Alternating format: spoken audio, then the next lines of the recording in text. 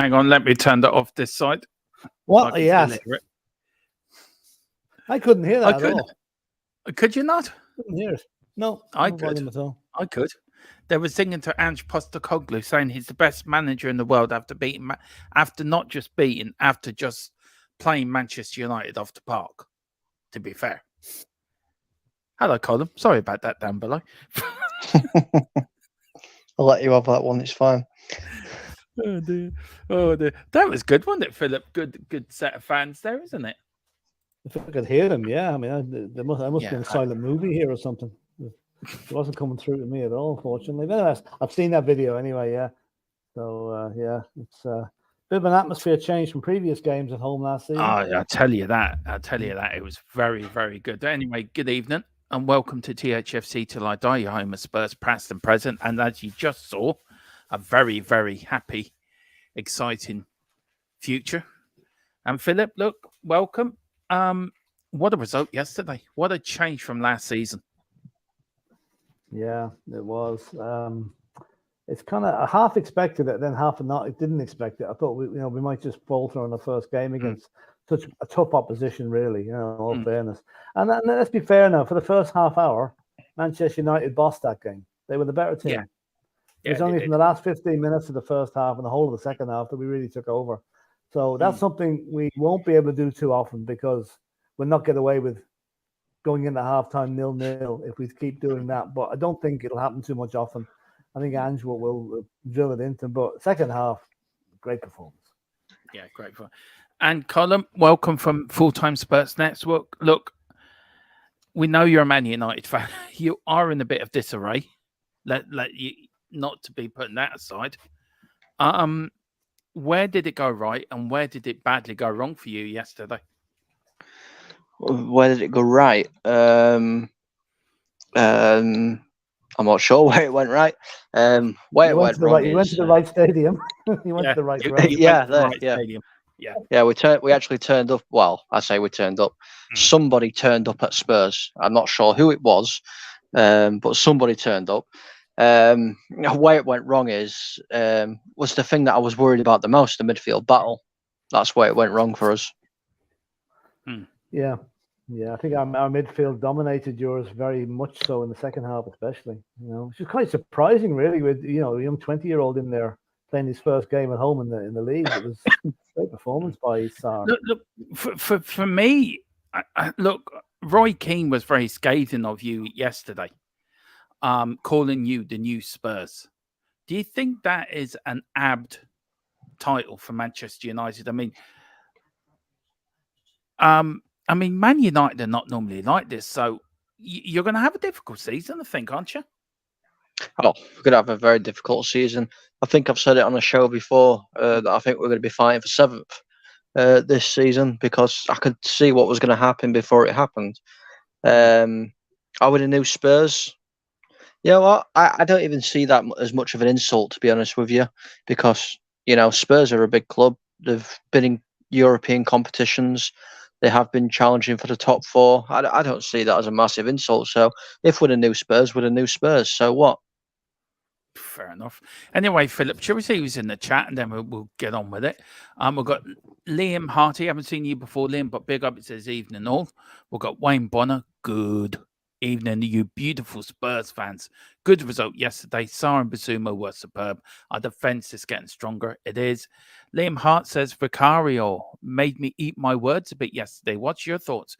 Philip, I thought he was brilliant for what I saw of him yesterday. And when I've seen the highlights, I thought he was very comfortable and very confident in his own 6-hour area. You watched the whole game. What did you think of his performance yesterday? I can see now how we bought him at quite a very reasonable price. Okay, he had a couple of dodgy moments against Brentford last week early on. And but no, I mean he made one save, and I have to take Sky. Me, I never take Sky Sports to task, but I will this time. When he made a save from Casiero, I think in the second half, a header, right? And Sky Sports more or less accused him of showboating. That it was an easier save than he made it out to be, or and I thought it was a brilliant save. I mean, the speed that ball came at him. I know it was more or less straight, and we still has to do the job, but Sky couldn't even give him credit. as Match of the Day couldn't last night, spending all the time saying how bad United were, not mentioning once how good Spurs were, you know. But we get used to that media bullshit. I ignore it, Philip. I totally ignore it. I can't. But look, it gets me annoyed. It really annoys me. I just I should ignore it, but I don't. Yeah, it's just waters off a dog's back.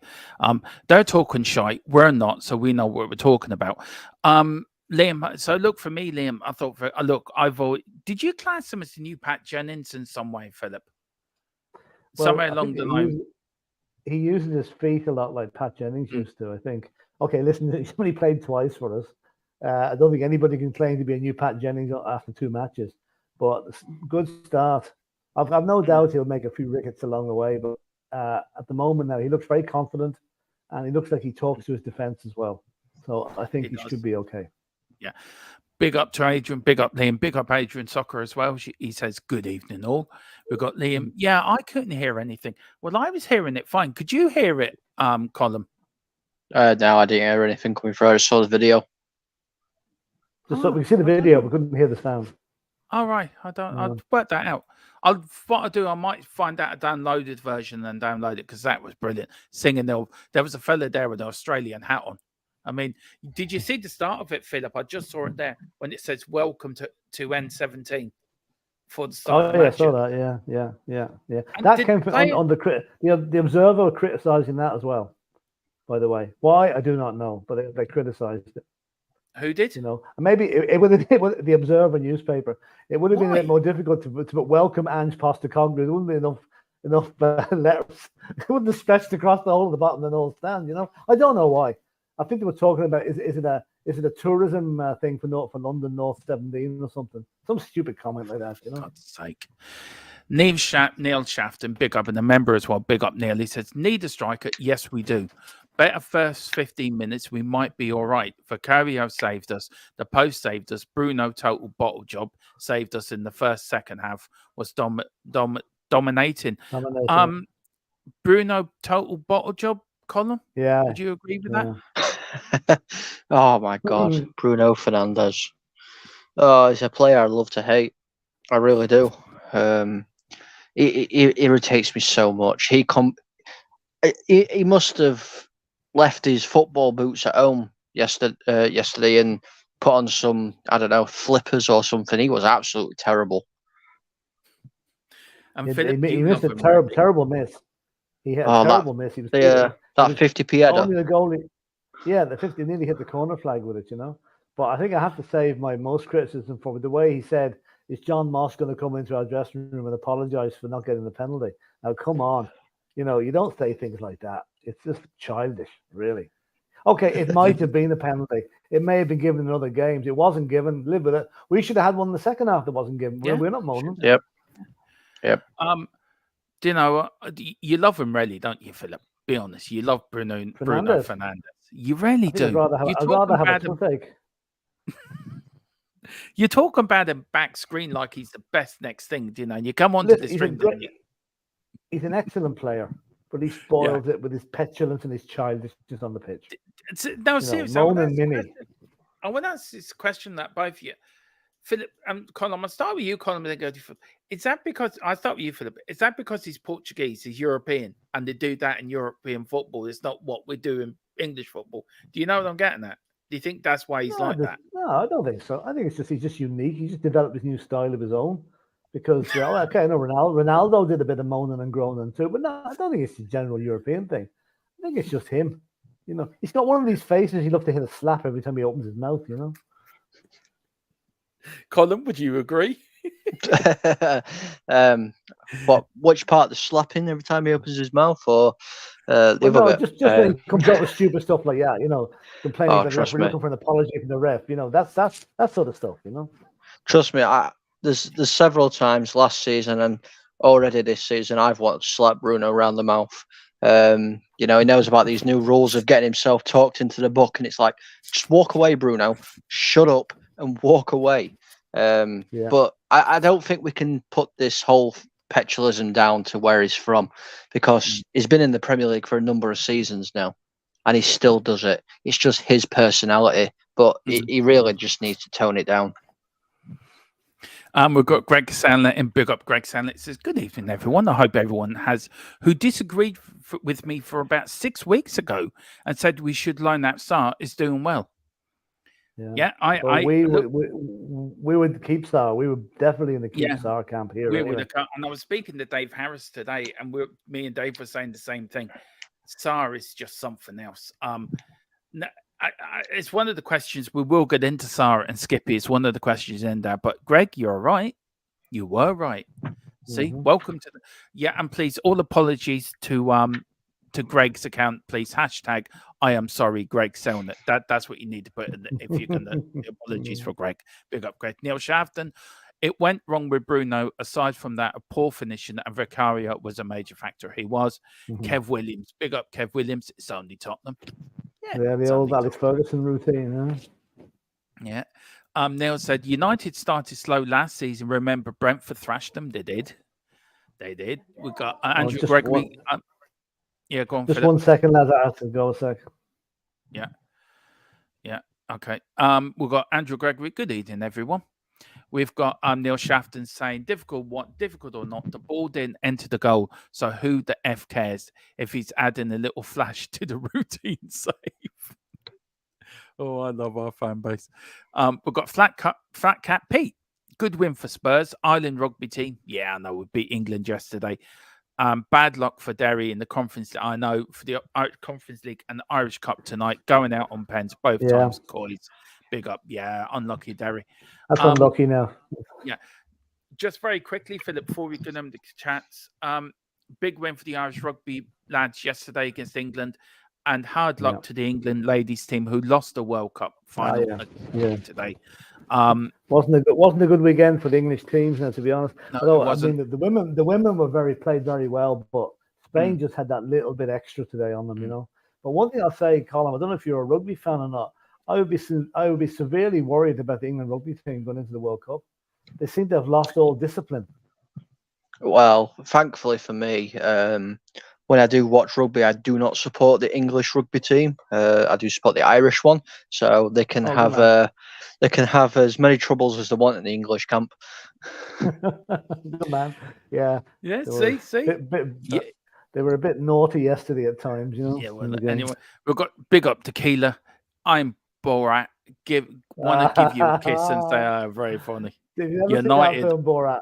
Yeah, it's brilliant. Oh my God. United are. Do you want to finish the comment here, Colin? United are. No, don't put that on the poor lad. Come on. He's not wrong though. In all fairness. Yeah, he's not wrong. I agree. We've got Wayne Bonner. Say as you see it, Tequila. We've got Minnie Moo 95, big up, cuz she says you had Lilia on your side yesterday, cuz she was shouting for Spurs to wind Daddy up. Oh yeah. I haven't got hold. I haven't texted him yet. I thought I'd just give him the day off. I will be Facebooking him later, just asking how he is doing. But big up, cuz I hope you're doing well, and you and the family are all doing well. We've got Jason Helms. There's things about Richie I appreciate, but the most improved but we must improve at striker. He's just not good enough. He lacks pace, just a sense of being in the right place at the right time. That's something we will get into, Philip, later on about Richie. He was frustrated. He was frustrated with himself. No, I'm now convinced, Philip. Look, very quickly, my views on Richarlison is we've given him a go. At the end, we gave him a go last season at some games when we rested Harry Kane. He's not going to be the man to get us what we need. We need to get a striker in. And Richarlison. But if we don't get one in, Dermot, he's the man. We're going to be stuck with him, like it or lump it. So that's why it's so important to get somebody in. Yeah. Who else we got in? Coming in. Who else we got in? We've got Kev Williams, Evening Tequila, Evening Wayne, and that's about it. So, we've got Luke Chapman, Northampton Town rubbish manager, John Brady out. Oh, right. Sounds like a disaffected Northampton Town fan. Yeah, well, welcome. Did they sack the manager, I wonder? Did they sack the manager? I don't know. Well, welcome. Tequila says in a few days you'll be singing like Pavarotti. There you go. No, that's just... Now, I was watching before we came on Philip performing at one of his gigs in Argentina about from 20 years ago. And there he was with his flat cap on and his short jacket on, no sleeves on it, bombing down that stage to Thunderstruck. I should, at this stage, I do not play the guitar, so I don't know where he's getting that from. He wasn't playing the guitar. He was there with the mic going down. Angus Young was playing the guitar. Yeah, but the lead singer wasn't. With the schoolboy cap on him. Oh, yeah, no, but that wasn't you, Philip. Angus Young there. Oh, right, okay. No, you were the lead singer, Philip, going down there doing your Tom Jones impression.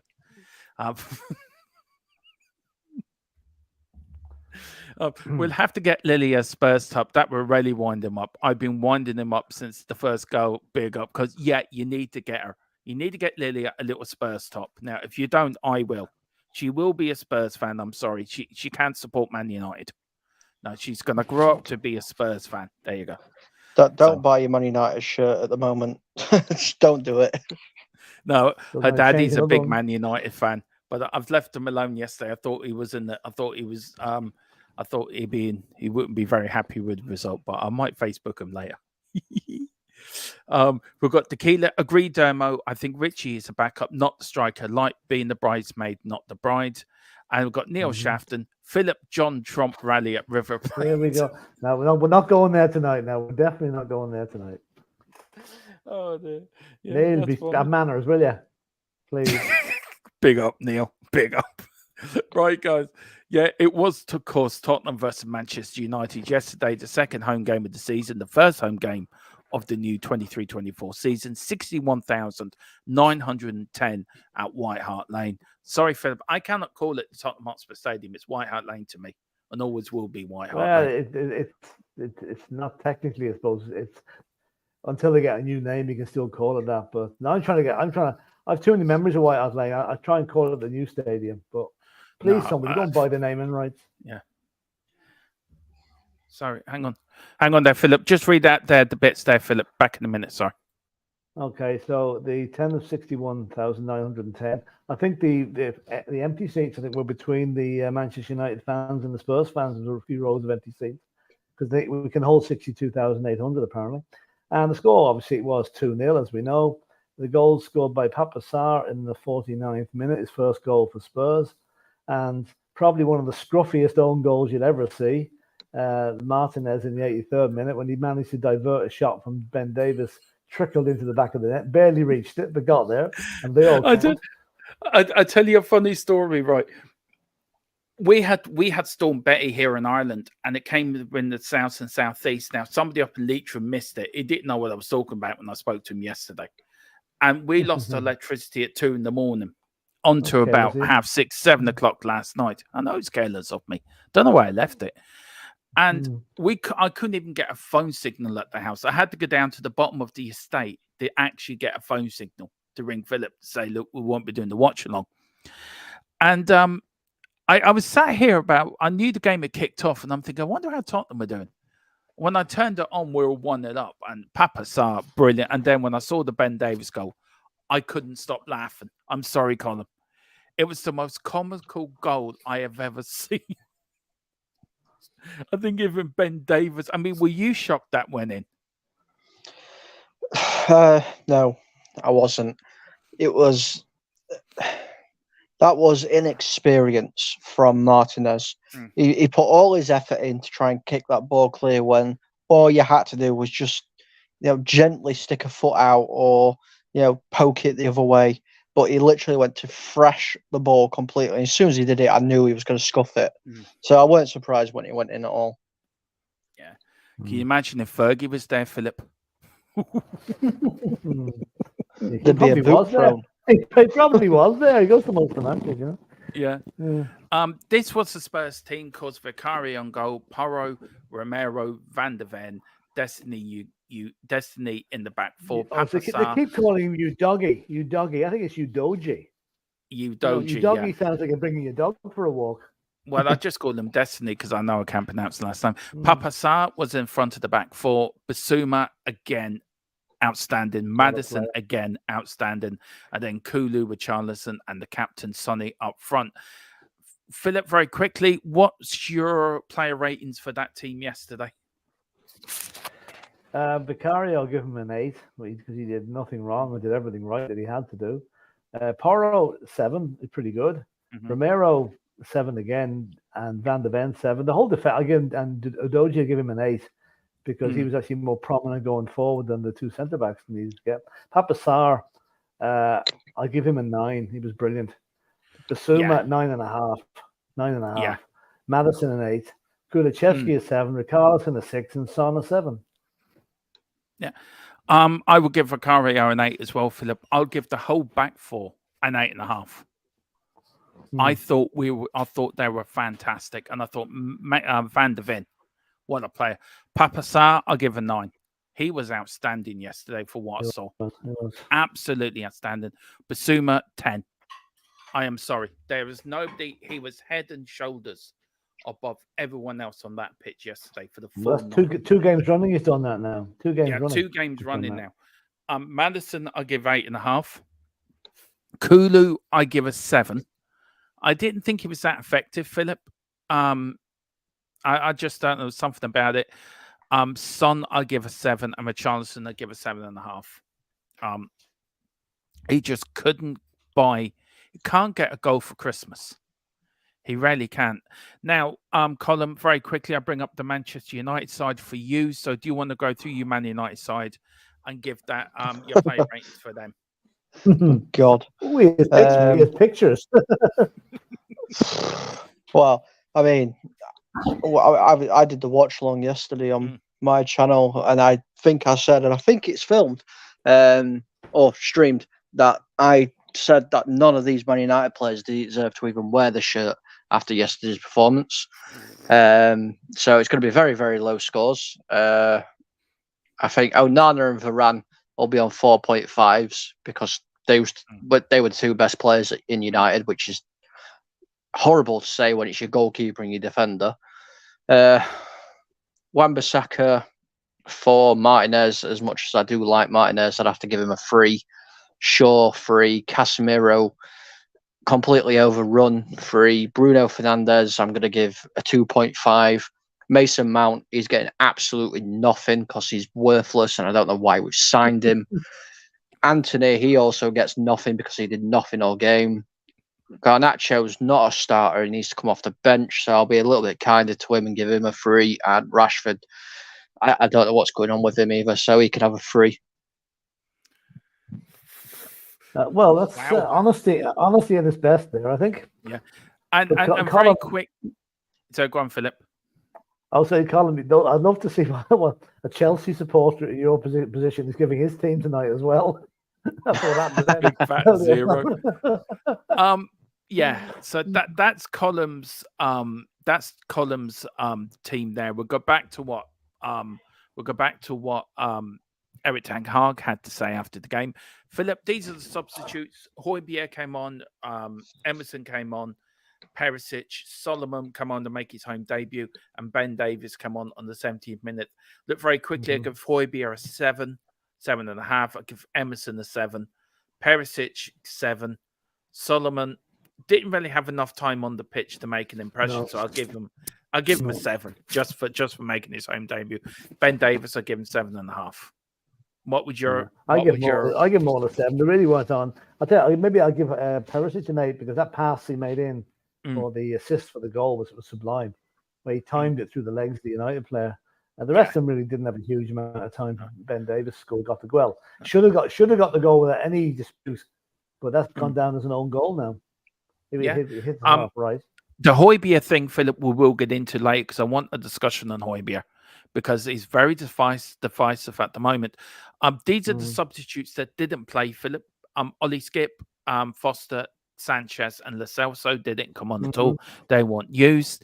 These are the referee, Michael Oliver, Stuart Burr, and Daniel Cook were the assistant referees. Craig Pawson was the VAR, and the 4th official was John Brooks. VAR and the referee, Philip, very quiet day. Man United. Well, they had 2 things. They had 2 things to look at, and they didn't give either of them really. I'd say last season that would have been given as a penalty against Romero, probably. And also the foul on Romero in the second half by Martinez would have also been given. So I think they cancelled each other out, really. You know, from one angle, it looked very much like it was coming together. But from the reverse angle, Martinez definitely caught Romero. So, and I was just watching. If you go back to the penalty that was given against England ladies today, That the only difference there was the girl moved her hand towards the ball, whereas Romero didn't. And I think that's what got saved his bacon. Maybe. But I can see why United thought they should have had a penalty. But if that happened up the other end, we'd be screaming for a penalty as well. So I can understand the frustration. Very quick column on the referee and VAR. Yeah, I think they did quite well. I think Martinez probably should have had a card. I can only go off of what happened last season. I know the rules have changed. Seems like it should be a penalty, but we didn't give a penalty away on Monday, which was a definite stone cold penalty, and we didn't get one here, so it's kind of evened itself out, really. Yeah, the penalty that Everton gave away today. Very similar situation where what's his name, Jordan, the Everton goalie. What do you call him? Pickford. Pickford. Barely made contact. Now I don't know. Did he make contact with the Villa player? But they gave the penalty. So it just shows you the difference in interpretation and VAR again. Similar situations, but different outcome. I've just seen what the Keelers put about the second goal. I will bring it up. It is funny. It really is funny. We've got possession here, guys. Man United, 55.7 possession for us, 44.3 for United, 17 shots for Tottenham, 22 for Man United, 6 each on target. Then we had 8.53 passing percent, 82.8 for United. We only had 2 clear-cut chances, Philip, and we took them. 4 for United, 5 corners to 6 for Manchester United. So that's all the stats and everything. Just want to bring this up from my cousin. She said she's smiling when you said that. He went home to bed after the match. Well, because look, bless her. She's we'll make her a Spurs fan. Don't you worry about that. We will make them. But big up. I'll Facebook you later. And I hope you and the family are doing very well. We've got the Keelers saying the second goal should have had the Benny Hill soundtrack dubbed over it. Yeah, that's true. David's leg did brush the ball and speed up the spin into. Yep, that's true. The Keeler said, "I would love to know why the delay in the naming rights. Consider how much Levy loves money. He's just letting it sit there. Nobody's offered the right amount. That's probably why. Yeah, it must be. If somebody offered the right amount, he'd take it. But nobody's offered the right amount, so he's not. No. They don't want to give it away for nothing either, Tequila says, "I'll just call him Doggy Philip. Easy for me."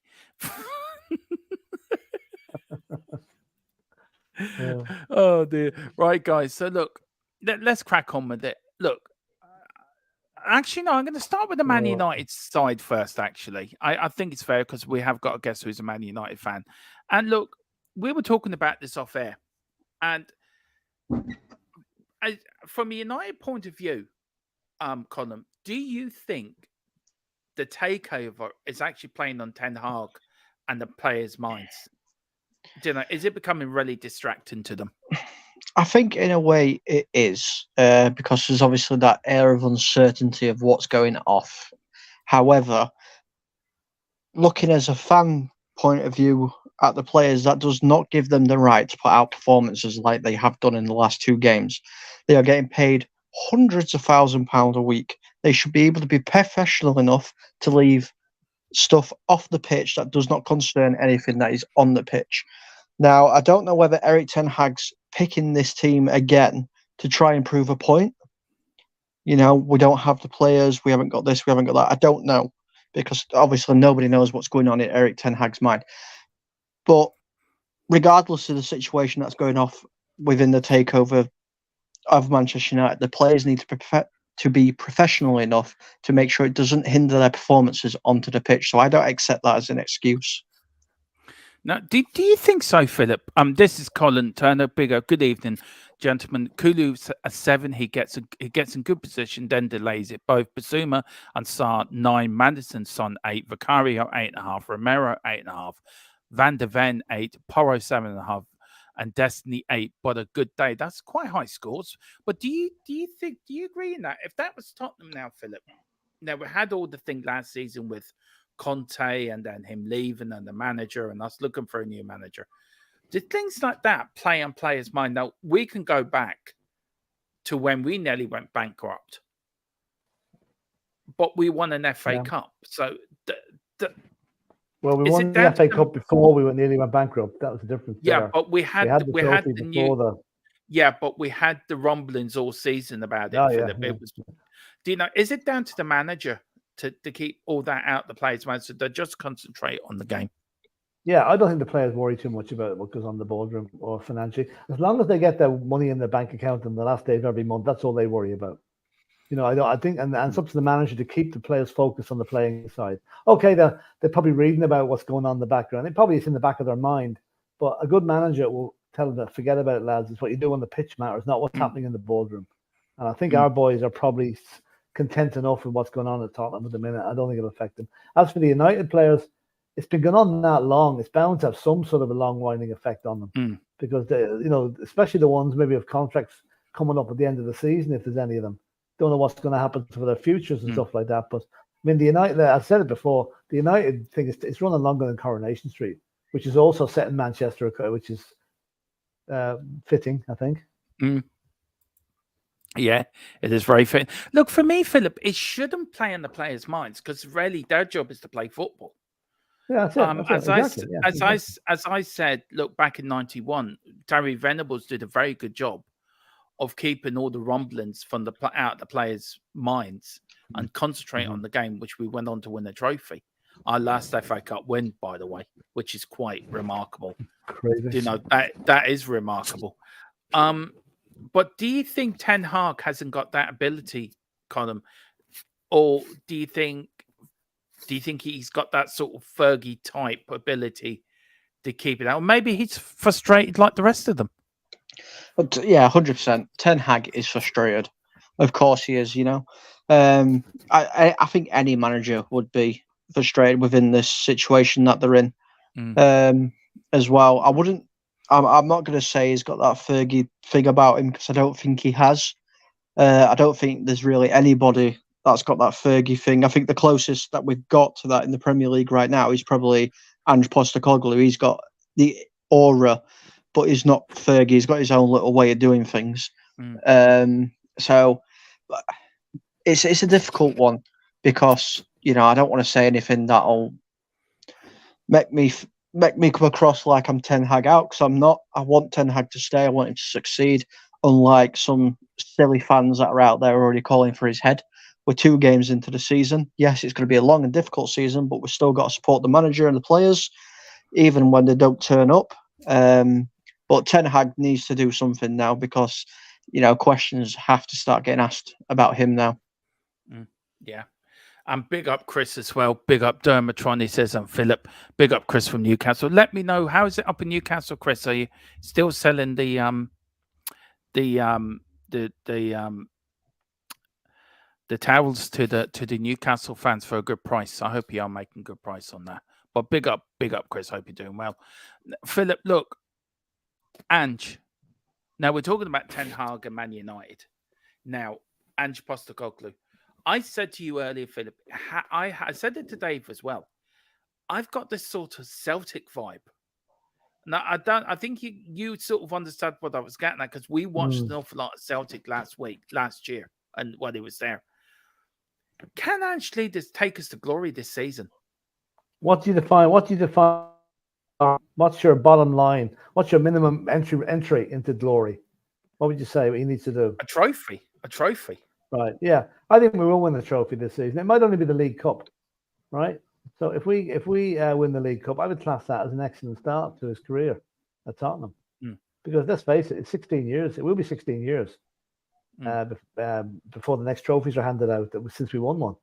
So I would think the League Cup will be a good start. FA Cup will be even better. It'll be brilliant. We're not going to win the league. You know, when anyone thinks we are, I'd love to know what they're on. But we will be a force in the cups. And I'll tell you one thing: we're going to be one of the most entertaining. Well, I rest my case. I mean, they'll be knocking on your door in about 5 minutes. There'll be 2 men in white coats. Tell them I sent you. I sent them. That's like me saying that United are going to win league. I said that. Yeah. So I said Spurs at the start of the season when we did our preview. I said we're finishing the top 3. After yesterday's performance, top 5 is the most I'm going for. Yeah. Even now, top 5 is the most I'm going for. Yeah, and even that might be a bit optimistic. Yeah, but can he lead us to a cup win? Do you think? Yeah, of course. Yeah. Listen, there's not a manager in the Premiership that's not thinking now I can win a cup this season because we're all still in the cup. You know what I mean? And that could change on Tuesday week. We could go to Fulham and get beat, and that's the end of one. That's one cup off the list. So let's one game at a time. But I think yes, he can win us the trophy. We've got the semi-finals galore in recent years, and just haven't been able to push on. Now maybe this is the time we will do. Yeah. Colin, can Ange take us to glory?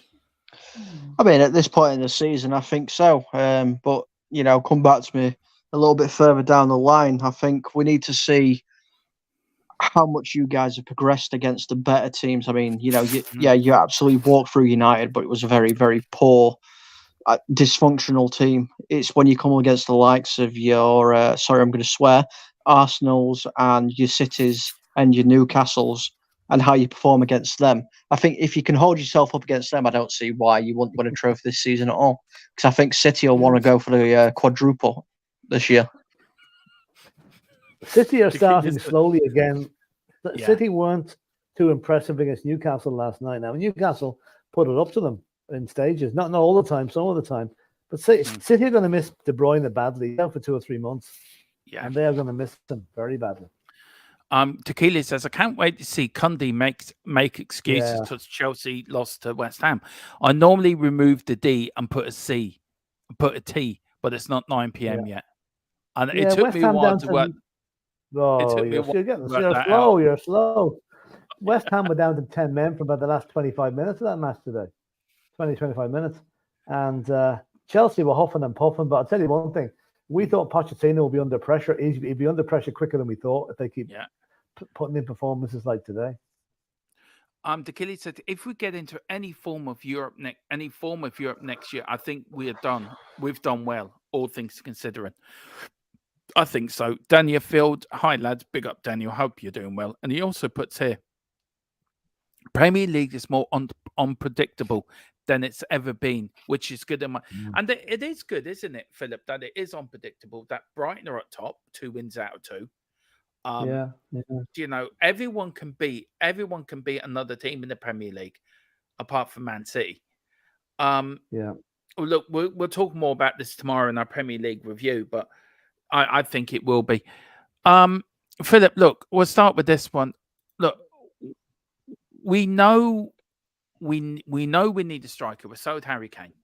And look, for the last 2 games, we said it, that Brentford, if we had Harry Kane, that would have been 3 points. So we'd be sitting up the top of the table with Brighton with 6 points instead of 4 points. What do we still need to do in the last 2 weeks of the window now? I think we need another centre-back and a striker. What do you think we need in the last 2 weeks of the window? We need a centre-back and a striker, and we need to get rid of 4 or 5 players who are clogging up the squad at the moment, namely Ndombele, Reguilon, probably Tanganga as well. He's another one that looks like he's going. Hugo Lloris needs to go, and possibly Sanchez and Eric Dyer. Now, we're not going to get rid of them all, but I reckon if we get rid of 4 of them, I think we'll be doing okay. We can keep Dyer to the end of the summer and then let him go for nothing. But I think we need 2 in and 4 out. 2 in and 4 out would suit me, and that would be a very good window. Yeah, do you know what? I couldn't really disagree with you far from there, Philip. I think you're right on that. But we need a centre-back and we definitely need a striker. Oh, look, I can't go on with Richarlison, and I will get on to that in a minute. I'm going to be more. I'm going to be more patient with Richarlison. I think just bear with him for another while. I think he will come good. Now, he's never going to score 25 goals a season, but he will contribute. And I just feel the guy is suffering at the minute of a loss of confidence. Do you remember Gary Lineker when he came to Tottenham didn't score for 8 matches? Bear that in mind. So it does happen to good players. You don't sound convinced. No, I'm not convinced. But I know what you're saying. I know, but Gary Lineker proved it everywhere he went. But Richarlison hasn't. I know. Listen, we overpaid for him. We overpaid for him. We know that. Big time. We know big time.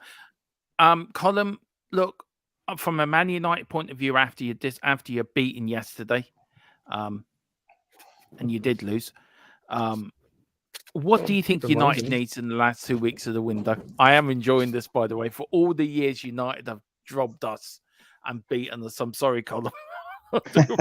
Sorry, I'm on the. I've been on the receiving end all weekend. It's fine. But I feel guilty doing it to you. Well, No, you we don't. definitely need a striker.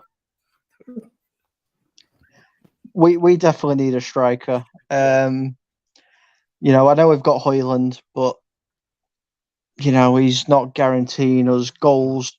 He's only young. It's a lot of pressure to put on him. I think we need another right winger as well. Because, then again, we have got Palestra. I won't mind seeing Palestra get a couple of games. We need a defensive midfielder or a midfielder to help Casemiro out. Yeah. We need another centre back in as well. We need another goalkeeper in as well. Well, basically, what we need is 11 new players. New squad. New squad. So basically, you want to sell the team you've got and buy a whole new 11. Do you know what? We don't even have to sell the team. We don't even have to sell the whole team, you know. I think we've probably got about 11 or 13 players that aren't going to actually get game time that we can sell and just, you know, push this 11 that's currently here to the bench and bring a whole new 11 in. There we go.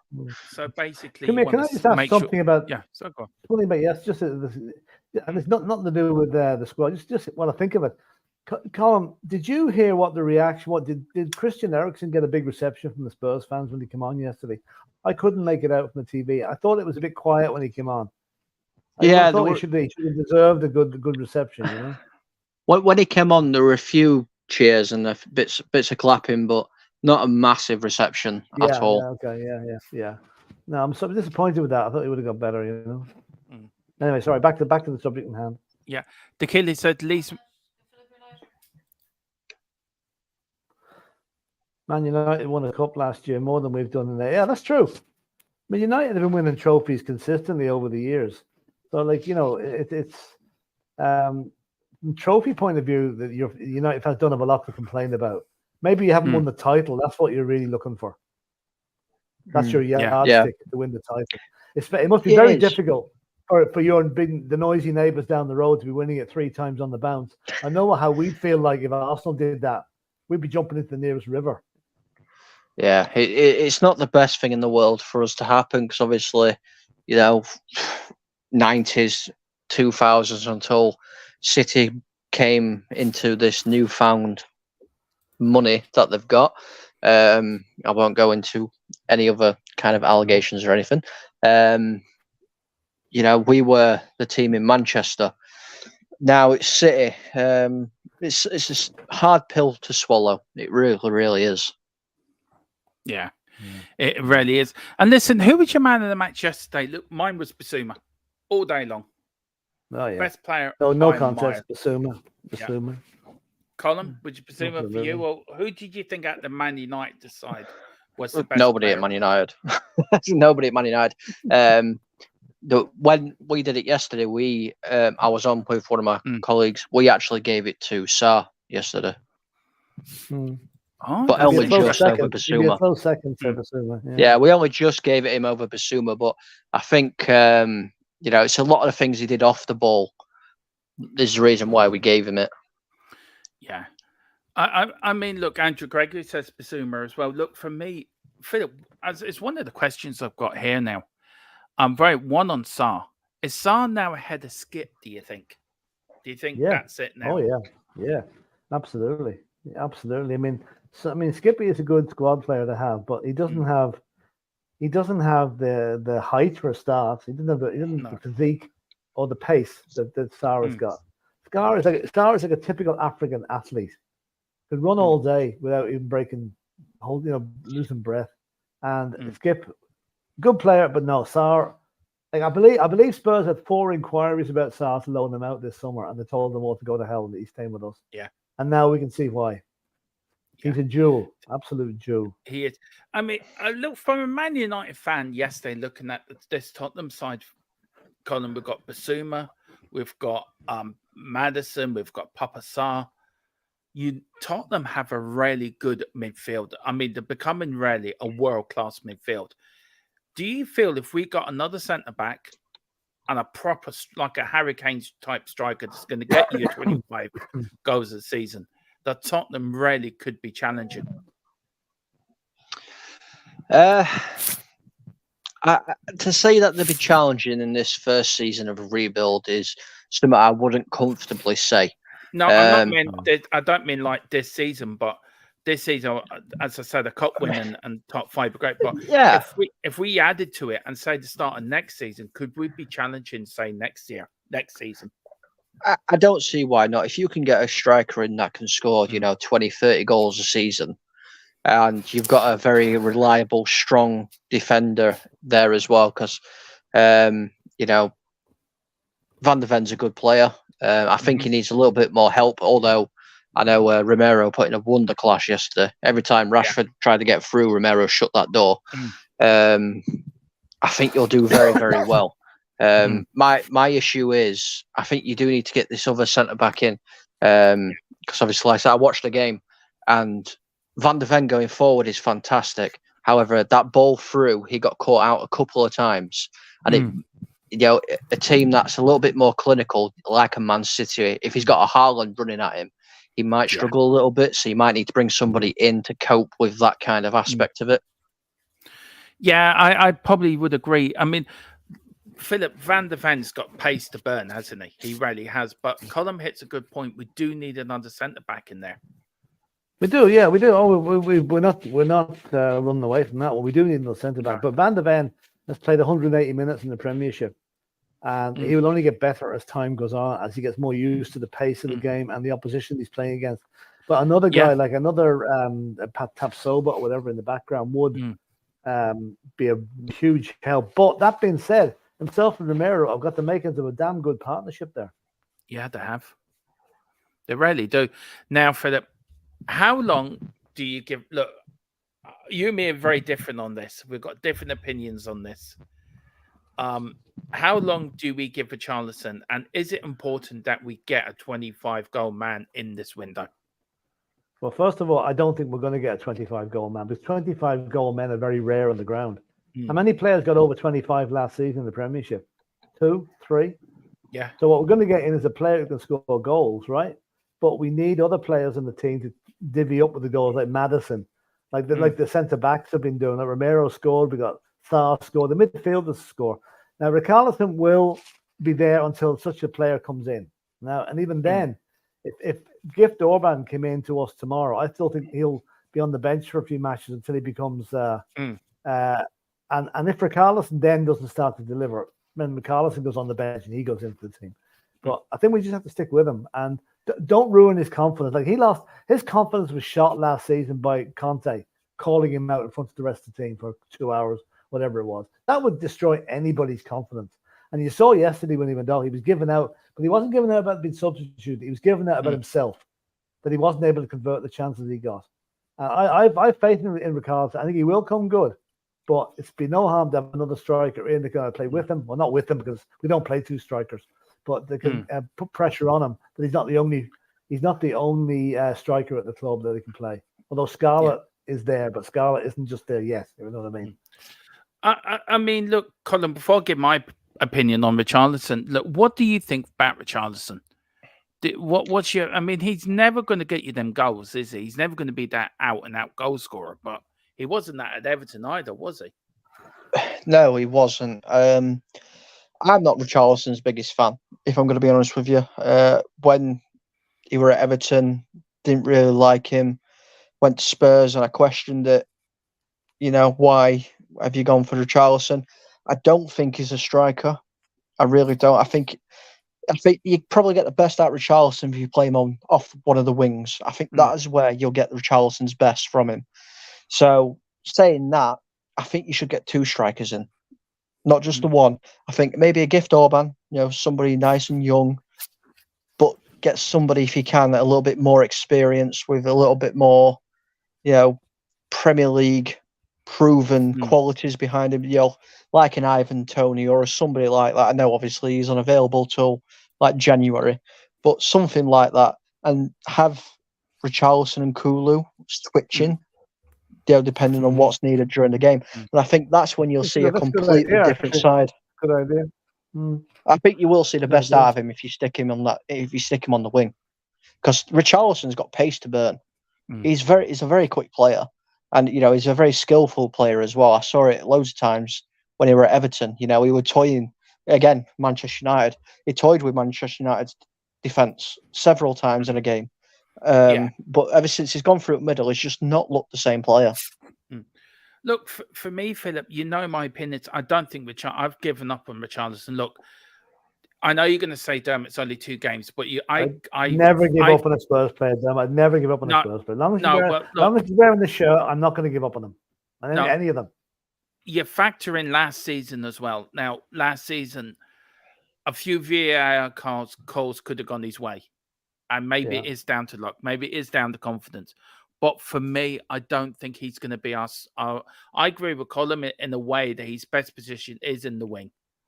We saw the best of him. But I think as an out-and-out striker, Philip, he's not the man. He's not the man to lead the line for us. And until we get another striker in... He has to do it.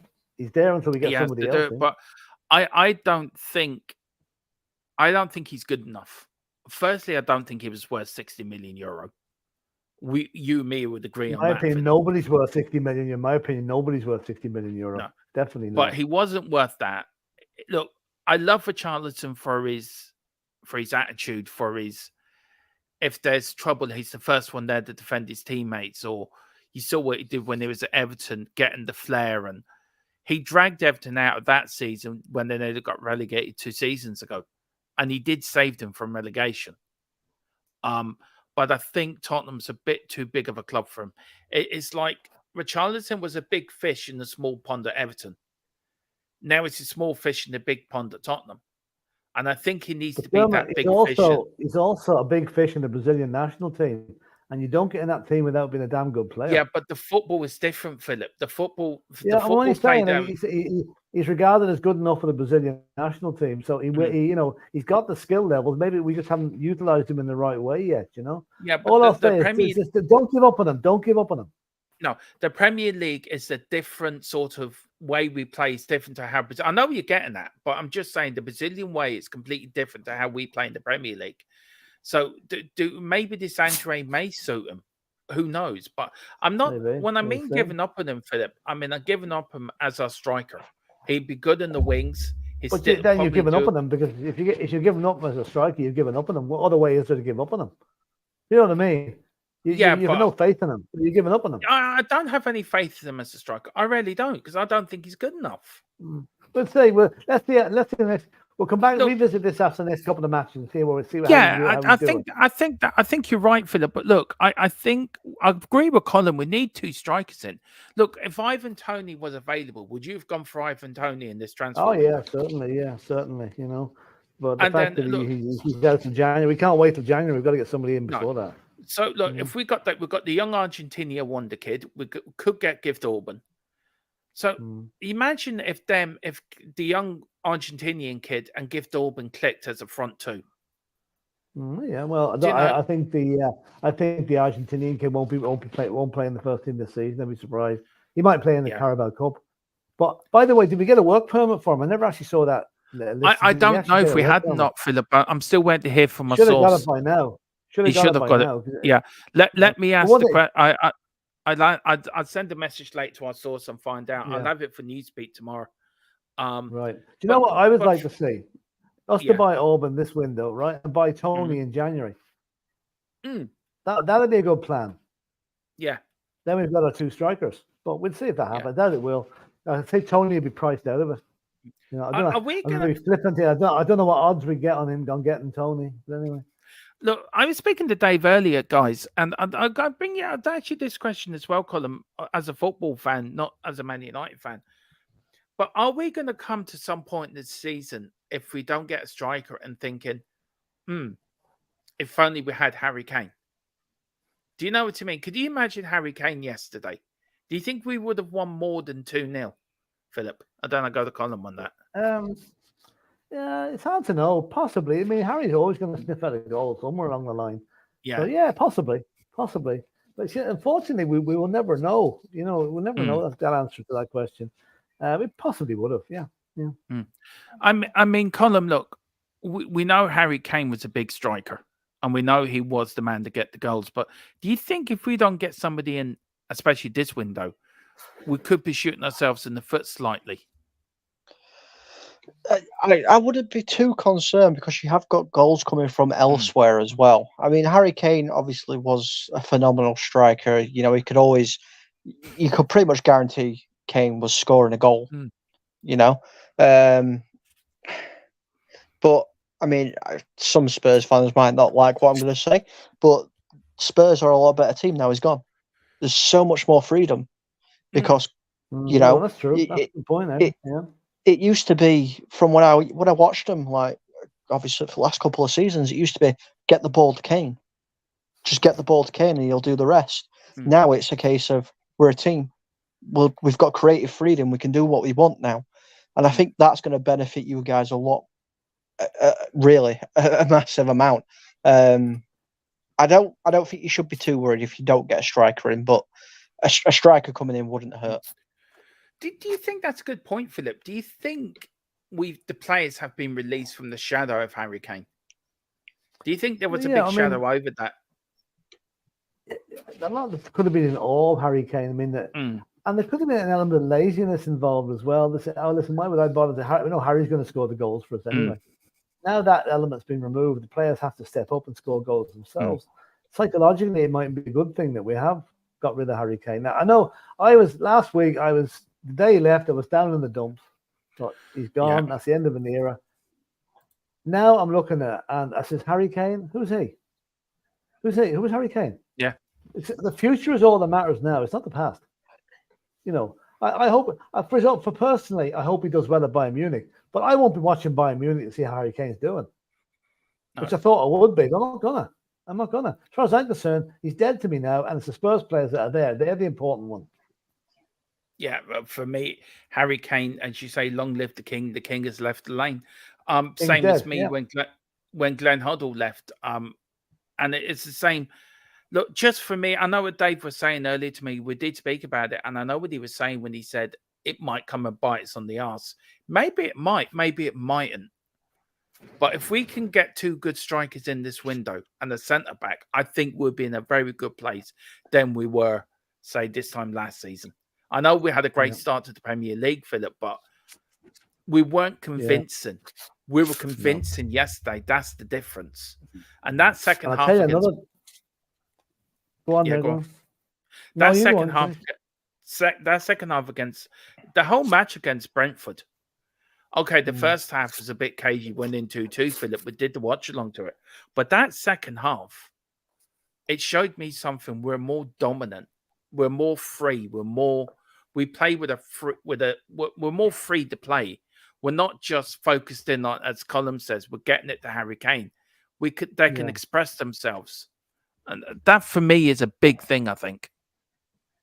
Yeah. And another thing too, and this could be something that from listening to what the players have been saying about Ange, they seem to think they all seem to love him to bits right now. Yeah. I don't think those same players could say the same thing about Antonio Conte. In fact, I got the feeling Antonio Conte caused an awful lot of disruption in that dressing room and lack of players weren't playing for him. If you want a better statement. They seem to be scared of him, and that's why we played such introverted football last season, because Conte told him to play that way, and if you didn't play that way, you probably got a bollocking in the dressing room after the game. Ange Postecoglou now, when he wants it done in a certain way, he is on for you'll never see Ange Postecoglou pointing back towards our own goal. No, right? That's one thing you'll never see. He'll be pointing the other way all the time, and that's what we want, and that's why I think there was such an outpouring of joy and relief in the bars at the ground after the match last night. The video you showed at the start, that I haven't seen that at the Spurs ground for a long time. That was like we're after winning a cup. It was brilliant, absolutely brilliant. And that's he's done that in one match, in one home match. I know.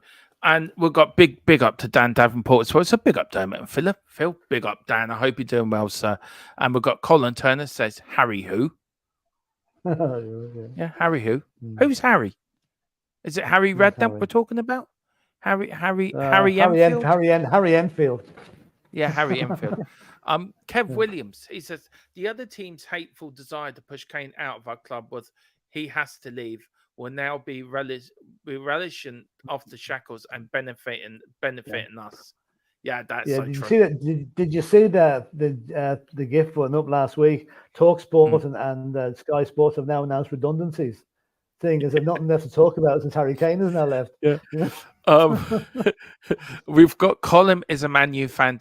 He's getting grilled by Dermo right now. I wouldn't call him grilling. I'm grilling Colin, but Dermo, do you know what I saw today on one of the Twitter? And I have to say this: somebody came up with a new motto for Spurs, and it's absolutely brilliant. To dare is to didgeridoo. I love it.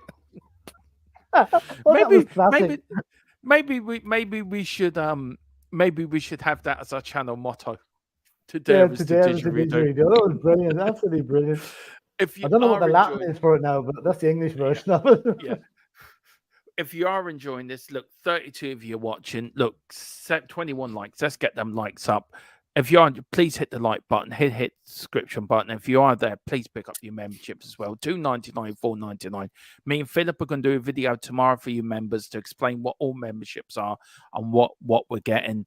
Also, if you can make it super chat, the chat is humping. So if you can want to get ahead, want to ask myself a question or Philip or Colin a question, please, if you want to put super chat, it would be greatly appreciated. I know it's hard times out there. We do try to bring up everyone's comments. We try to be fair, but if you can, it does help us grow so we can get bigger and give you bigger content. Colin Turner saying Colin talks a lot of sense, to be fair. There you go. Colin, want to say anything to Colin for Colin? Colin, thank you very much. I hope I do talk sense. I'm a completely unbiased person, and I'll say it how it is. That's just how I am. And she's all about developing players. He isn't afraid to use players as he sees fit. He encourages competition, but he is all about making the player the best they can be. That's true. Tequila is saying Harry and the Henderson, Kane is Bigfoot. Harry and Wayne's gone. Harry winks. Yeah. And we've got Love at Philip, and we've got championship player now, Wayne. Ooh, Harry winks. Anyway, guys, look. Where are we going now? We've done the Man United things. Oh yeah, okay. This one. Yeah, this is the comment. Yeah, now I read out the comment, and Philip's going to read out. Now I haven't seen this, so it's a bit about the second time I've actually heard it because Philip read it to me today briefly. But there was a lot of arrogance from Spurs. The ex-midfielder explained at halftime. That was Roy Keane, Roy Keane said that, right? Yeah. Everyone wants to play like Manchester City. Now, Philip... There is more to it, but that's the gist of it.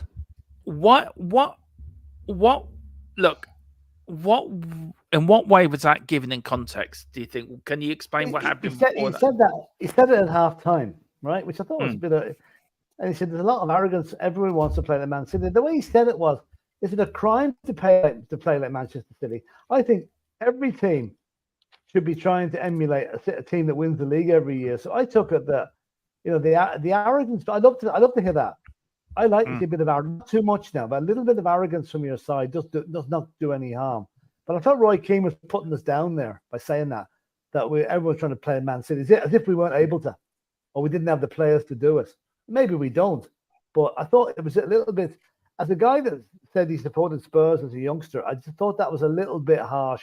And then Gary Neville was jumping in on top of it as well, sort of slagging us off as well. But they changed their tune in the second half, that's for sure. Yeah, Colin, look, these ex-Man United players, especially like Roy Keane, he's very vocal about your club. He's very vocal about Ferguson. He's very vocal about how he left the club and how certain players left the club, like Steve Bruce or Brian Robson or Gary Pallister. He's very vocal about things like that. And he was very hard on Tottenham last season, always slagging us off. Do you think Roy Keane needs to just look at his own club instead of trying to put down a very good Tottenham side that actually outplayed his Man United side yesterday? I mean, Roy Keane's been very outspoken about Manchester United, in all fairness as well to him. It's somebody I do have quite a lot of time for. I do respect what Keane says. Not sure what he was on about in regards to, Spurs trying to play like Manchester City, like Philip said. every team should be trying to play like Manchester City. They've just won a treble. Why wouldn't everybody emulate that? Gary Neville, as far as I'm concerned, his comments are like a toilet brush. You clean the crap off with it. It confuses me. I don't understand him. You were a mediocre footballer at best. So your opinions don't matter, Gary. As much as you're a United legend, you just don't know what you're talking about. I'd rather listen to Michael Owen than you, Gary Neville, if I'm going to be honest with you. We all know what Owen's like with his comments. But I think it was very harsh from Roy to come out. The way he said it, anyway, was very harsh, because any team has the right to play like Manchester City if that's what they want to do. As I said, who wouldn't want to do that? I'd love Manchester United to play like Manchester City, because it means we're a good, competent team. I mean, Philip, look, we all love Roy Keane. Don't get me wrong. I love watching them on Sky. You don't know what he's going to come out with next, especially if United are playing Liverpool and Liverpool will have beaten them. I just love them sitting there getting angry, right? There is a soft side to Roy Keane, like the advert with the Sky advert when he's dressed as a clown, right? And that advert for the Premier League season. But do you feel something was off with him yesterday? Do you think he was just so peed off with Man United? Because he does care about United. Let's not get it wrong. He does care about the club. He cares about Man United. I know he does. Like, he said that. He said that at the time when United had been the better team in the first half. That's when he said it. Okay, Spurs had 10 or 15 minutes at the end of the first half, but he said that at half time, which is strange. But I think Roy Keane, he's a bit of a shock jock. You watch him because you don't know what he's going to come out with next. Yeah, and he doesn't often disappoint. And most of the time, I enjoy him. I didn't enjoy that yesterday. What I do like is when himself and Carragher start getting at each other. Jamie Carragher. I enjoy that. That's very, very, very good. That being said, I mean, we love Roy Keane. We love him because he's what he did for the Irish team. And one thing too, I think the price of razor blades must have gone up a hell of a lot. His beard's getting very unkempt looking. But time he trimmed it down a bit. Look, Philip, big player for us over the years. Always a big player. Of course, Japan as well, where him and Mick McCarthy sort of locked horns, and that led a divide in the country as well at the times. Look, even now, I still think he let us down, though his reasons for doing it were right. But I think the conditions were terrible. I mean, they went out there completely nobody checked out the conditions and the living conditions, living arrangements before they went. I get that, and he was quite right in doing that. He was quite right. Maybe he went over the top a little bit. Yeah, he went over the top a little bit. You don't leave your country on the eve of the World Cup, and I feel if he was in that side, we would have beaten Spain that World Cup. I think we'd have gone far in that World Cup. To be fair, he's from Cork. They regard themselves as a country of their own down there. Well, we all know that. Yeah. Oh, I forgot you've got some Cork connections as well, Colin, down there. Sorry, Colin, but actually, so do I. Joke about Cork. Well, I've got a son-in-law from Cork, and he's a Man United fan as well. My birth father, he's from Cork, as well, from near Clonakilty, and of course I'm related to Mick Collins, so I'm quite happy about that. But there you go. There's my sort of claim to fame. The only man that rode around in the bicycle in Dublin with 10 grand on his head that brought the British Empire to its knees. There you go. Yeah. Dermot, there's a feature on TV tonight that mentioned Michael Collins' grave in Glasnevin Cemetery, and how there's a woman from America called the Yank sends over flowers every week to the grave. That's it. She saw the film Michael Collins has been enthralled by it since, but as commentator says, she reckons she fancied Liam Neeson, not Michael Collins. Big up Neil Shafton. Wow. This is a good one. So much. Thank you. Here you go, Dermotron and Philip J. Trump. I love it. Philip can go and have a Big Mac. Dermotron, go and have a curry or whatever your favorite type of kebab is. I say Trump have some Mexican food. Bot the wall. I must actually show you some night. I can't get it at the minute. But friends in America sent me over a thing at Christmas. It's a Donald Trump toilet bowl cleaner. It's a brush with Donald Trump's head on it, and you clean your toilet with it. Column, I don't know where to Anyway. go after that. Do you? No. Oh, dear. No, Mm. no. No. But big up, Neil. So Anyway, very it's lovely kind of weather we're you. having, isn't it? Yeah, I Thank you, love Neil. it. A big up, Neil. Though, do you want to say anything Thanks, to Neil. Neil for that? All joking aside, Neil, fair dues. Yeah, that's very good. I'll have Yeah. a Big Mac, by the way. Yeah, thank you so much. It's very, very kind of you. And yeah, you're a big supporter of the channel. So, and we've got something very special coming up on Wednesday. We'll explain all at the end of the show. We've got also Dan Davenport here saying Philip Roy Keane was a very good player for Ireland under Big Jack. Yeah, he was. Dermot and Phil, I love Keane as a pundit, but he was harsh about Spurs. Yeah. As a player, though. As a player, No, he was a fault him. powerhouse. Couldn't fault him. Yeah. The only player that will fault Roy Keane as a player is Haaland's father, Alfie Haaland. Remember, he broke his leg in the tackle there one time. Just one last thing before we get on really to the women's side of the game and talk a little bit about the England team losing in the World Cup final to Spain, and also what it means for the WSL and women's football in general, what they've probably achieved over the last 18 months.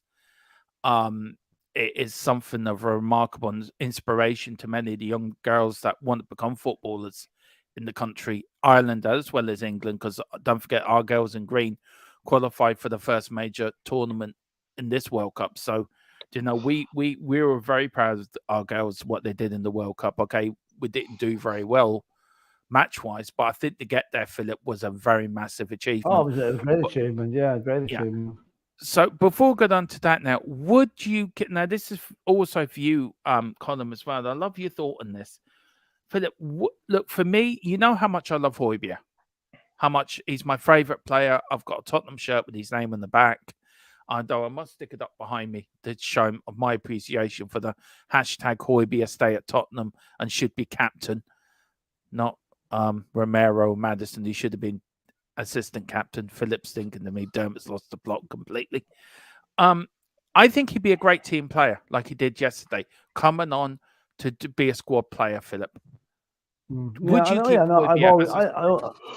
I would. Yeah, I would keep him. Yeah. No, I don't think he will be staying, to be honest with you, because I think what you can see there yesterday, Basuma and Sarr have pace. They play the game at a much higher pace than Højbjerg does. And I think that's probably a reason why I don't think Ange will be using him too much. Keep that one up. I don't think he will be used. He'll only be a squad player if he stays there. He will, but I would keep him. Yeah. I'm sorry, Colin. I'm sorry, Philip. I saw that and I started laughing. Does it say? Probably. Yeah. Oh, that injecting bleach into your system, you know. Yeah, big up. Very quickly, Colin. Look, we need to keep Højbjerg. He's quality in depth. He is, and Kev Williams says Højbjerg isn't promised first team football anymore. If you're going to accept that fact, then he will stay. I doubt he will stay there. Look, would you take him at United, Philip? Colin. Højbjerg, in a heartbeat. Please just give us him now, because he'd improve our midfield massively. I think, see, looking at your squad, it's a hard thing to call, because I'm struggling to see where he gets in. Yes, he can come on as a sub and be a squad player, but does he want that? You know, a footballer's career is only short. You don't get a long time being a footballer. So he has to kind of weigh up, does he want to be a squad player or does he want first team football constantly?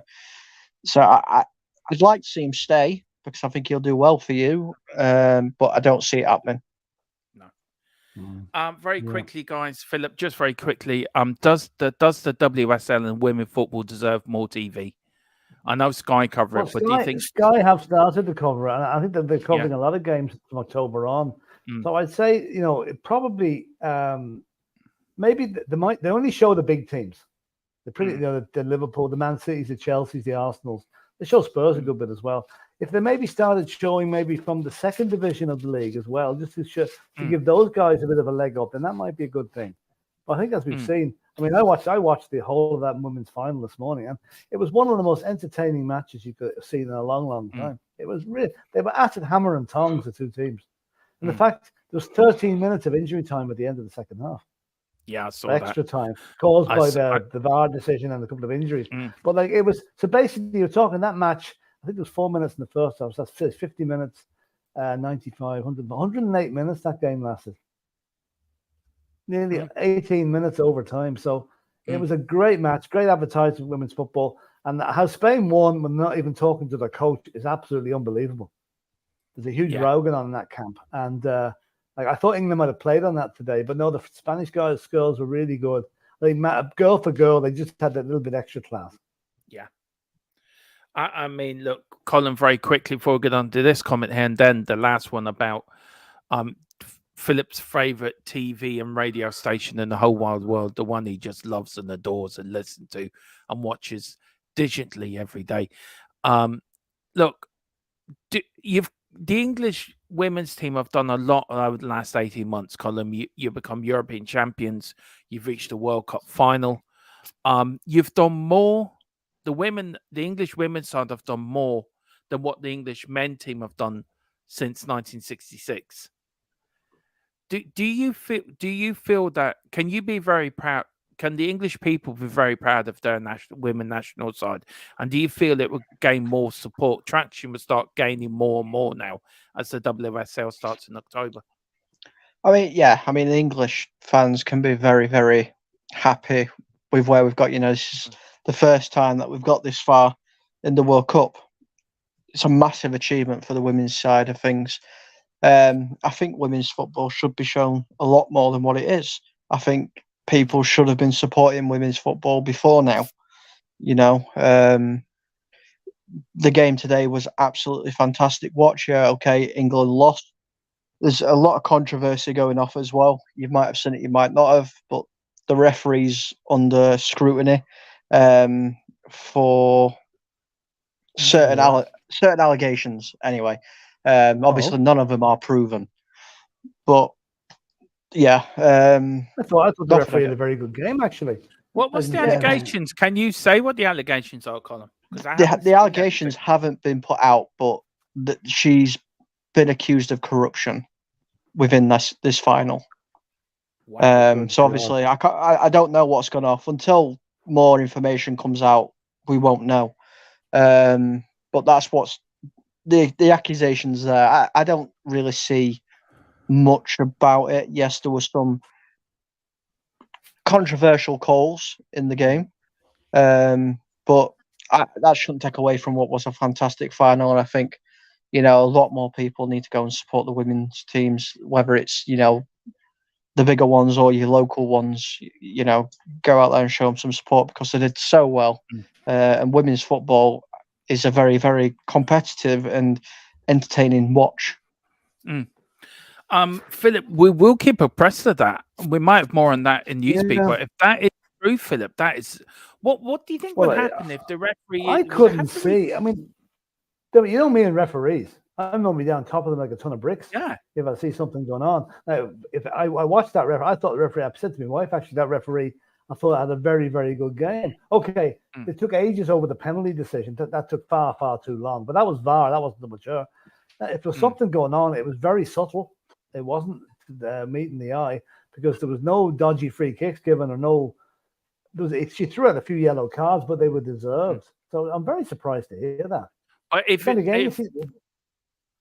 If corruption is proven, so if corruption is proven, Philip, would they have to replay the final, or what would happen? No, I don't think so. But just say Spain, for example, Spain it was from the Spanish side for the corruption side. Would Spain be stripped of their world title? No, you can't. No, I mean, do you mean say Spain tried to bribe the ref? Yeah. Well, there's bribery involved. Well, yeah, if you're caught, if you bribe an official, yeah, you deserve everything you get. But let's just not get ahead of ourselves here. It could be something maybe with a penalty kick. Maybe they shouldn't have been given. Maybe all the officials are under scrutiny. You just don't know. But you know, the only thing that the difference between that team today was Lucy Bronze made one bad mistake by running out with the ball and leaving her left back, right back position empty. That's the only mistake England made, and look what happened. They were punished. They scored. I tell you, it was a great. It was a great goal by goal. Spain, though. It was. It was a brilliant goal. It really was. It was. Neil Shafton here says, "I can tell you, the women's league is doomed." Ooh, oh! It isn't a TV event. It's in a person event. Sadly, the male-dominated sports world is male. Women just do not draw the audience nor the sponsors. I don't sort of agree with that.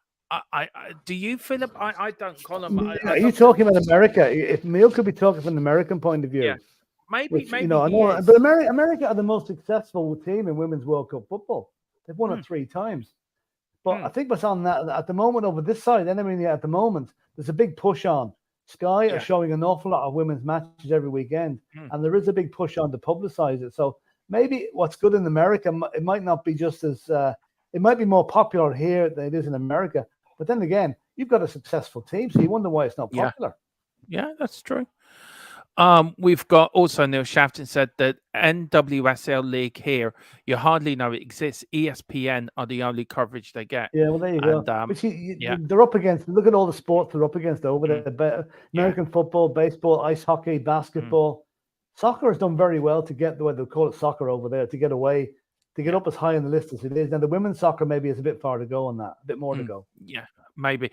And also he's saying that Colin Turner saying that's big, Colin. Well, hopefully if Colin, if you hear anything, can you send it my way and we'll bring it on Newsbeat tomorrow, because I'm sure we'd like to keep abreast of that. Neil Shafton said the NWSL League here, you hardly know it even exists. Yeah. As I said, ESPN the only coverage. Big up to Next Level English. He says, evening all, big up, sir. How are you? And Neil says also, the USWNT dominated the world until this year.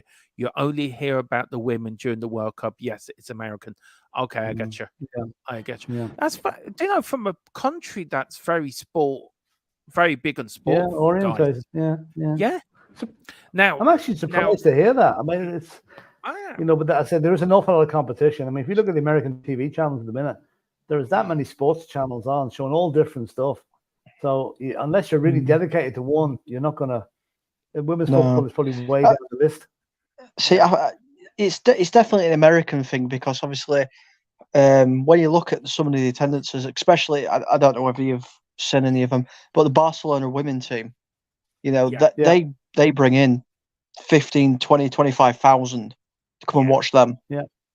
Okay, it's still not the same as the men's team, because the men's team bring in stupid amounts, 80,000+, but it's slowly progressing, and we need to watch as much as we can, go to the games if you can, your local games, whatever, and show some support, because that's the only way it's going to get more and more popular, is us actually engaging with it. Yeah, that's true. Yeah. Now, plus, it wasn't the thing about equal pay as well. They had to go on strike to get equal money with the men's side of it in America. Now, does FIFA, Philip, need to show more respect for the women's game? Now, the FIFA president turned up at the tournament early, then he buggered off, and then he came back again for the semi-finals and the finals. Now, if that was a men's World Cup, he'd be there for every game for the whole tournament. Well, we assume he would be. Yeah. Do they need to show more respect? I'm sure they have to be there for all the games. I mean, I must say that World Cup in Australia, that's probably opened a lot of people's eyes to the women's game, and it will increase popularity of it in time to come. Like, listen, FIFA will come to something if there's a big dinner at the end of it, or there's a free night in a 5-star hotel and a chauffeur-driven car. They'll probably have guys getting that. The fact that it wasn't the president probably should have had a higher profile, but I think the success of the tournament will drown out any criticism of the fact that FIFA just didn't represent themselves as strongly as they might have done. I think, plus the financial side of it too will probably be good. I think I read somewhere that every woman on the English team anyway got a lump sum payment of 28 grand before they went out, which might be big money when you come to the men's game. That's probably a day's wages for some players, but it's big money as far as the women women's game concerned, Colin, you might know this. I'd love to know what the average contract or average wage is going to be of a top ladies footballer in England, like a player playing for Arsenal or Man City or Chelsea, just to compare it to what they're getting, what the men are getting. I think Alex Russo. She. I can only tell you what she were at Man United because I know she's moved to Arsenal now. But at Man United, I think she were on like 8,000 a week, which is what, 400 grand a year. It's buttons. Yeah, it's next to nothing compared to the men's game. Yeah, it's buttons. Yeah.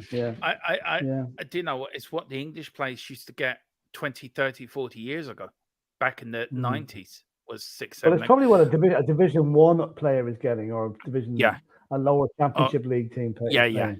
Yeah, probably. Adam said if the WSL moved to the summer schedule, it will get bigger order. I think that's actually very true. Yeah, that's a good point. I really do. That's a very good point. Yeah. And next live the English says, do you think allowing a man to be in goal is a missing ingredient needed for the women's game to be successful? No. It wouldn't be the women's game then. No, it wouldn't be. Mind you, Neil Shafton's making a very good comment in a minute, which I'll comment on. Which one, Philip? There's 3 of them. The trans soccer league.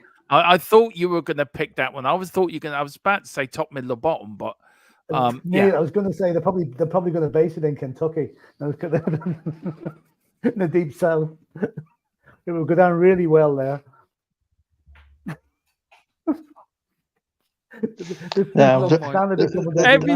Every time I see something like that, I'm actually thinking in my head, what's he going to say now?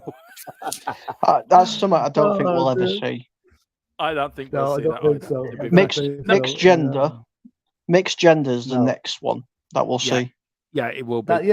Should it start in the athletics? The World Athletics Championship have a mixed relay team now. Yeah. The USA won it again this year, but 2 men, 2 women. So can be done. Yeah, mind you, the change rooms are a bit awkward. FIFA and UEFA make 100 of millions from European Championships and World Cups, so they should sponsor women's football too. Yeah, they should do. Now Shafton says, but you can grab them, but they never mind. That's true. Yeah, it's the shirt swapping at the end. That's the problem. Yeah. Tequila says, LOL, wow, Philip, laughed my ass off. And oh God, here we go. Here's Andrew going to start Philip off now. We'll be here for the next half hour if he gets started in this. Have the Saudis started making big money signings for women yet? That is one thing you will never see. Absolutely never in a day. Me and Derval today were watching the World Athletics Championships from Budapest in Hungary. And there was a girl there in the 100 meters who was from Saudi Arabia. All right. Now, to be fair to her, I think she's still running. She was. I mean, I don't think she was very good, bless her. But she was there. The chains around your ankles. She came. Well, I think she is still running. The score. She was that slow. The scoreboard didn't pick her up. But the point I'm making, she was fully covered apart from her head. Her head, no head scarf. Her arms weren't covered. But do you know? You don't see many Saudi Arabia women's sports stars. The point I'm trying to make in world sport. But you know, up to a few years ago, they weren't allowed to drive cars. Yeah. So no, you never see them. It's a complete repressed society as far as women go. Women get concerned. Anyway, Philip, we're quickly moving on from there. Quickly moving. Get taken off. Yeah. Now this is Philip's other love hate. Now look, I think they do. I think all joking aside, Philip. I love Talk Sport. I love listening to Jim White and Simon Jordan. I love listening to Simon Jordan's podcast. I think Simon Jordan is a great person on the radio, and Jim White is too. Do Sky Sports and Talk Sport need to show Tottenham Hotspur more respect, Philip? Yes or no? Yes, and it's not only them. I watched Match of the Day last night on BBC, right? I think we were the 3rd match on, which is fair enough. They showed Liverpool, Bournemouth, and Brighton Wolves beforehand, right? There was the thread that I got from that commentary with Danny Murphy and Alan Shearer it wasn't about the Spurs performance. It was how bad Man United were. Right now, surely when a team wins, you talk about the team that won performance before you talk about the team that loses. And the only thing at the end, Danny Murphy half mumbled something. Yeah, Spurs were pretty good today, and that was it. Other than that, it was they were criticising United the whole time, which I thought was a bit of lack of respect from our first win at home under a new manager. Sky Sports, as I said earlier, they now have got redundancies from their reporting staff because Harry Kane's now gone. It took them 7 years, but they finally succeeded. And I just maybe it'll change now a little bit under ANGE. They might change their tune. I'm not convinced they will. TalkSport, Jason Cundy to me his name should be spelled with a T rather than a D. That's all I'm going to say about him. Colin, can you follow that? Well, respect is something that's earned, not given. You know, and going from your last 2 games, obviously against my club and the game before, I think you deserve that respect. You know, I don't think they should be brushing over. They've still got that attitude of it's it's Tottenham. That's their attitude, and you've got to actually look at the bigger picture. This isn't that team. It's just Tottenham. This is a ANGE revolution, Tottenham. This is a whole different animal to what you've seen. You know, this is a team that's competent. This is a team that's attacking. It's a team that literally walked through one of the biggest clubs in the world very easily. So you have to put respect on that name. Now, I don't know what their issue is with Spurs. I really, really don't. It really confuses me. But honestly, I would love nothing more, and this comes from the bottom of my heart, I would love nothing more than Tottenham to go on and beat Arsenal, beat Chelsea, beat Man City, beat Newcastle, and put a statement out there so people like Sky Sports, TalkSport, Match a Day put respect onto the Tottenham name. Do you know what? I think he's come over to he's come out of the dark side, Philip. I haven't. I'm still a Man United fan through and through. That's a very level-headed, very sensible, level-headed resume of the whole situation, Colin. Absolutely perfect. Yeah, that is. Look, I can't add anything else, but what you two said is true. So there you go. Done me out of a job. Anyway, who needs you? Who needs me? No one. Philip can run this channel by himself. And Colin as his new sidekick. Yeah. What was that, Philip? No, I can't. Go on, carry on. No, you can't. Yeah. I leave it to you, Dan. You're doing a great job. No, I'm not. Anyway, here in the States, they get a parade in New York. This is for you, Philip. I mean, they should give you a parade and everything, and a few TV appearances. You know, go on to the late show over there, or the whatever chat shows over there. After that's it, it's forgotten. That's it. See, Philip. There you go. That's it. Yeah, that's it. You have to earn attention, but we haven't exactly done that in a positive way. Winning changes your profile. It does. Andrew Gregory says Sky Sports and Talk Sports spent years trying to get Harry Kane out first. Yeah, they did. They certainly did. Now, Mr. Colin, let me take that off there. Thank you so much for coming on tonight. Look, to be fair and to be honest, you're very brave as a Man United fan coming on to our show tonight. You really are. Fair play to you for doing it, though. But I just wanted to say, where can people find you, sir?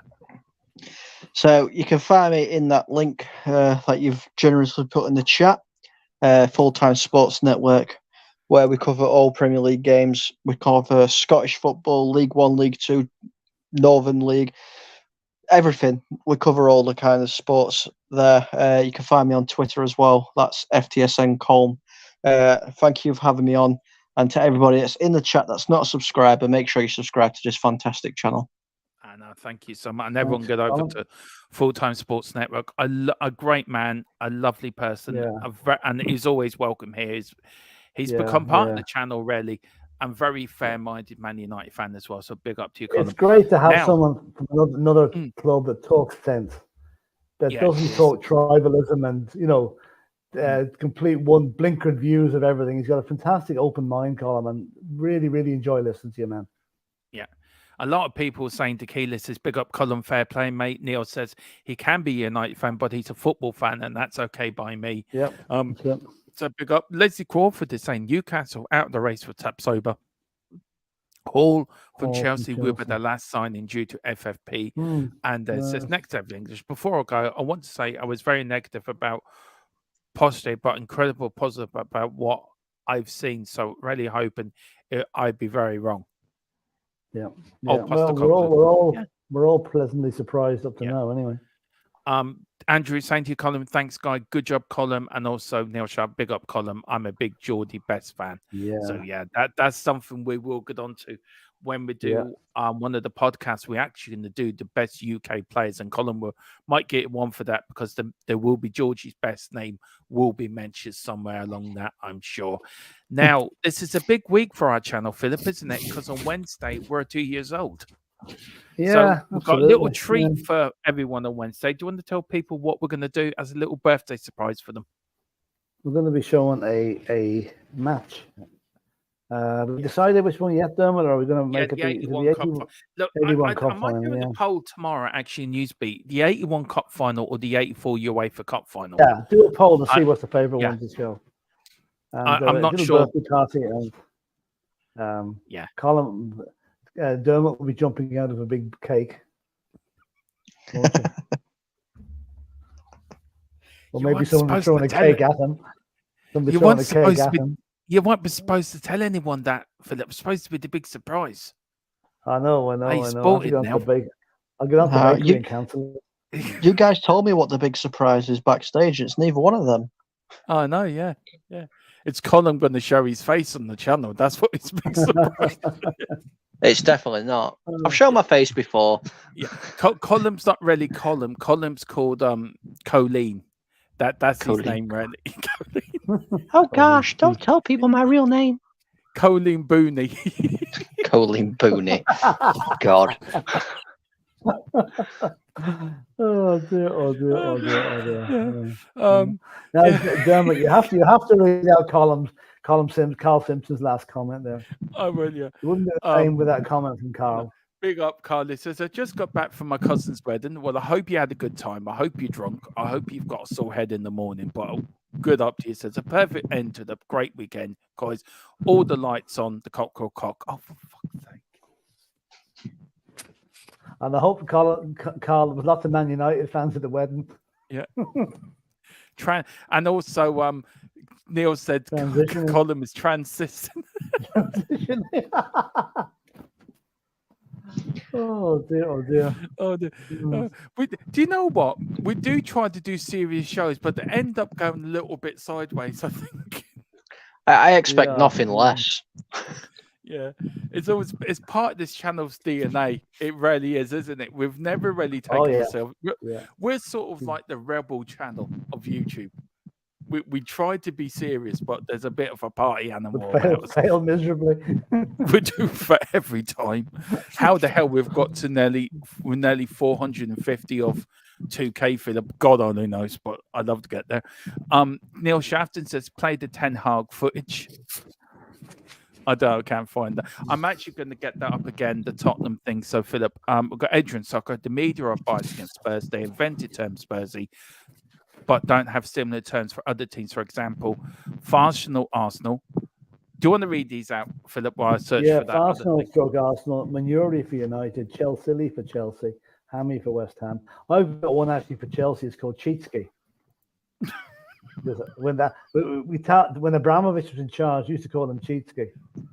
So and West Ham, the Bubble Boys. Although fair dues to West Ham today, they played well against Chelsea. And the Chelsea boys didn't seem to know each other on the pitch today. It was one of them games for him, and Poch should be under pressure already. Yeah, it is. He really is. Well, listen, and just want to say, well, we've got to have here. I get you. I get you even when I am drunk. Big up, Carl. Big up. And we've got Pablo. Good evening. We've got Tequila. You mean the Fred footage? It's coming, Neil Shafton. It's coming. Yeah. Yes, screaming out the sliding glass doors. Well, look, we are going to try this again. Let me just remove these. Now, we usually play Fred, but look, I'm feeling in a bit of seeing as the day that's in it. Yeah. Yeah. So let me see if this works. Now, firstly, let me know, you guys, if you can hear it. I'm going to start it, then let me know if you can hear it. No. Now I can hear it. How? Can you hear that? No. Let me know. Let me know too in the chat if you can hear it. Could you hear that, Colin? No. Don't know why that's not working. Mm. See, I can Anyway, hear it. You get the idea. You get the idea what's going on. Yeah. But no, I can't hear it. No, okay. I'll take Unless it our off that volume one. is switched. No, it's not. I think it's something to do with me.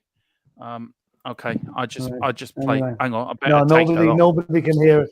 Nobody can hear us. No. So. No. Okay. Look, we just do Fred instead. What was Fred up to tonight, Philip? Actually, no, we give it to Colin. As he's the God. guest. Colin. God, please don't. This Fred is. This is Eric Ten Hag when he sees how a competent team plays, and he realizes he's stuck at Manchester United.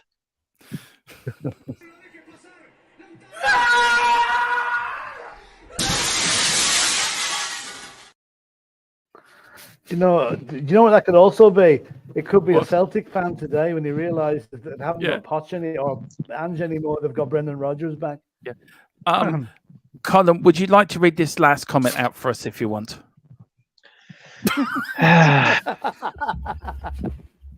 Oh, that's cruel. That is cruel. I believe Neil Shafton there is saying Manchester United go to a chip shop, fish battered everywhere they go. Yeah, that could be it. Yeah, I mean, I don't mind fish and batter. I plead the Fifth Amendment on that one. I wouldn't read it. The Keeler's actually asking the question here. Big up Colin as well for playing along with that, and big up Neil. Tika said, "Why does the girl take a moment to go and help Fred? Sit in that herself. She can't believe it how stupid he is." Exactly. She's probably tired from replacing all glass windows. Probably is. Well, under that bombshell, we're going to end it there. We're back tomorrow at 4, me and Philip with Newsbeat. And then we're back tomorrow night at 10 with a Premier League review. Listen, thank you all so much tonight. I can't believe. Thank you, Neil Shafton, as well, for the super chat as well. Very kind of you.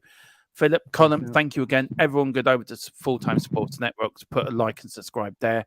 Do it here. Philip, thank you so much for tonight. We're back tomorrow at 4. Whatever you do, enjoy the rest of your Sunday evening. And whatever you do, come on, you Spurs. In Big Ange we trust. See you guys. See you guys.